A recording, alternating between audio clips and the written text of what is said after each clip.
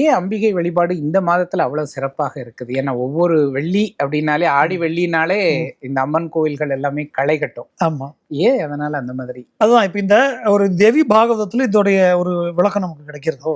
தேவி பாகவதத்துல என்ன சொல்றாங்கன்னா, இந்த ஜனங்களுக்கு கஷ்டம் ஏற்படக்கூடிய காலத்தில் அதை நீக்கக்கூடிய சக்தியாக அம்பிகை தான் இருக்கா.